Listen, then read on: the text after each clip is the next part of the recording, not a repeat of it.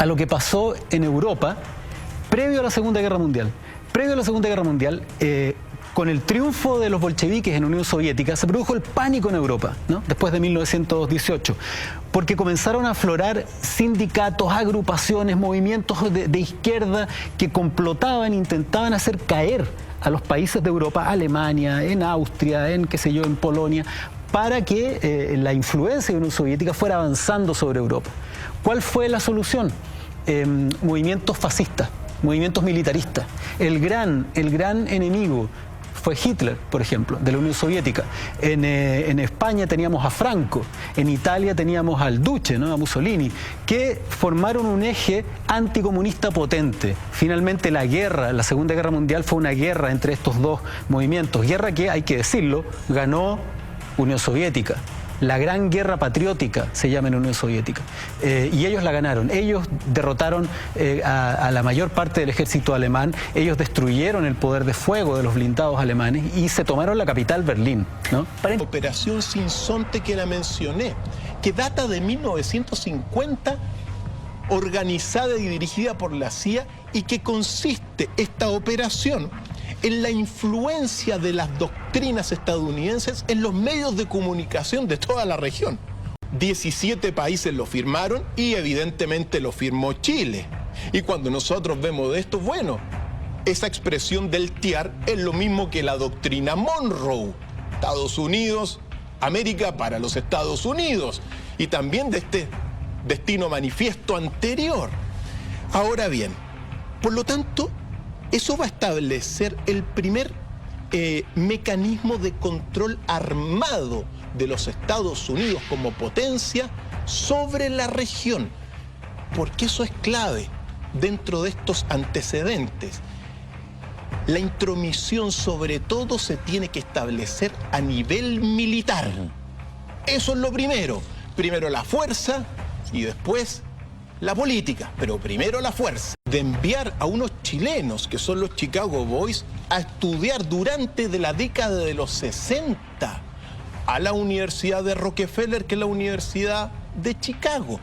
Fíjate tú, esto es relevante para darte cuenta que estos grandes imperios lo que hacen es planificar las intervenciones durante décadas y durante milenios. Acciones que tienen importancia en los 60, pero que puedan ser más relevantes hasta el día de hoy. Y en los Estados Unidos va a tomar control de la CIA. Entonces, la CIA, que va a estar detrás de todo este TIAR del Tratado Interamericano de Asistencia Recíproca y de los demás tratados que vamos a ver, como UNITAS y otros tantos, está la CIA, va a mostrar y va a ser la expresión de la intervención. ¿Por qué? Porque uno tiene que decir que es lo que quería el Club Bilderberg a través de la CIA. Es el establecimiento de un sistema burocrático, institucional, de administración para las grandes empresas transnacionales. Claro. O empresas mundiales de sociedad anónima. Entonces, claro, detrás de todo esto que se ve a nivel de las armas, está esta cosa de instaurar el nuevo orden mundial, dejando atrás esta cosa de los países e instaurando estas grandes regiones económicas controladas administrativamente por las corporaciones. Estados Unidos, esto es algo que no mucha gente sabe, desde mucho antes, desde principios de la década del 60, fines de la del 50, había establecido una elección. Estados Unidos optó por educar, cultivar en los ejércitos de Latinoamérica una visión anticomunista, una visión nacionalista ultranza, de manera de enfrentar la posible cubanización de un conflicto sudamericano a gran escala. El hecho de que Castro hubiera optado, porque en un principio tampoco mucha gente sabe que no se sabían cuáles eran las intenciones de Fidel Castro y su grupo.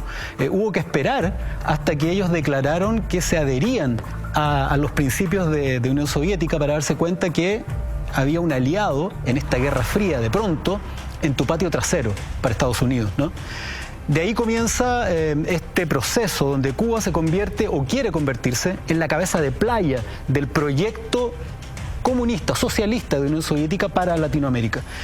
La Escuela para las Américas de Estados Unidos era una fachada para instrucción anticomunista y para instrucción antisubversiva. Y ahí se establecieron vínculos también entre distintos personajes que después fueron jefes de gobierno o estuvieron en altos cargos en las distintas dictaduras. He was supported by Fidel Castro's Cuba. He spent 1 month in Chile after he won the election.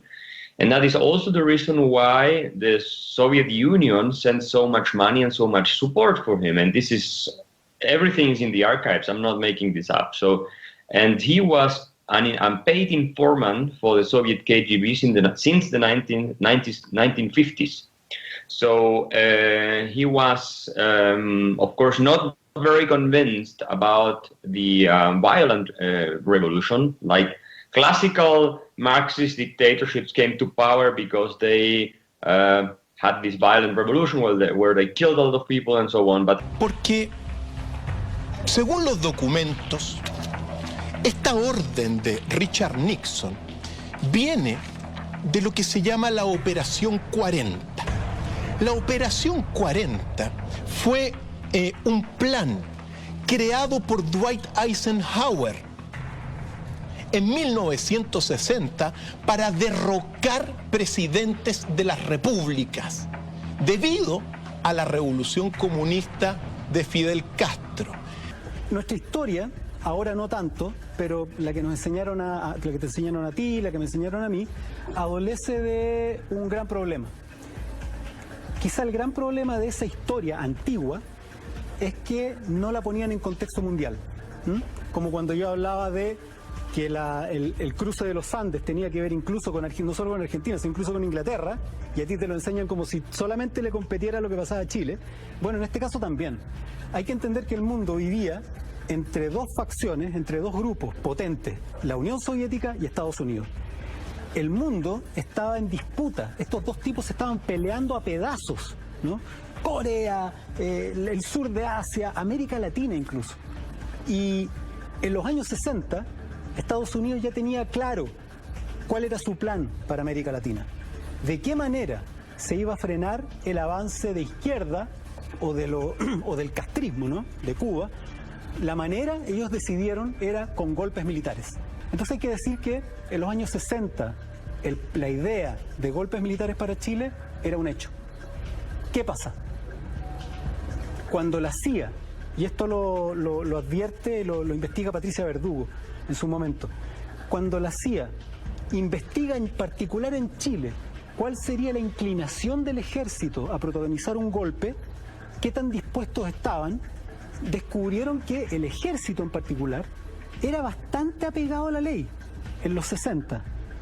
Pero, y aquí viene el pero, si hubiera un grave desorden institucional en el país, si hubiera caos, ellos sienten que tendrían el deber de intervenir. Y ahí comienza algo que un autor portugués, en un libro que se llama Fórmula para el Caos, explica esto y dice que en el fondo el gran plan para legitimar la intervención militar en Chile consistía en generar una fórmula para el caos. Y es eso lo que comienzan a planificar desde Estados Unidos, con concomitancia chilena, antes de que Allende asumiera el mando.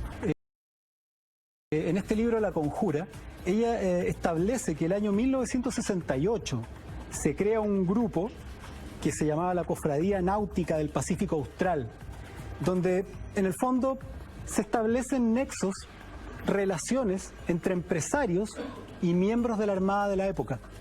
Solo te voy a dar dos nombres de personas que pertenecieron a ese grupo: José Toribio Merino y Agustín Edwards. Ahí comenzaron las conversaciones y los nexos de quienes serían el nervio del derrocamiento de Allende, que es las Fuerzas Armadas y fuerzas del gran empresariado chileno. Pero esto que comienza con conversaciones, cuando finalmente comienza con conversaciones porque había el riesgo de que Allende asumiera, ¿no?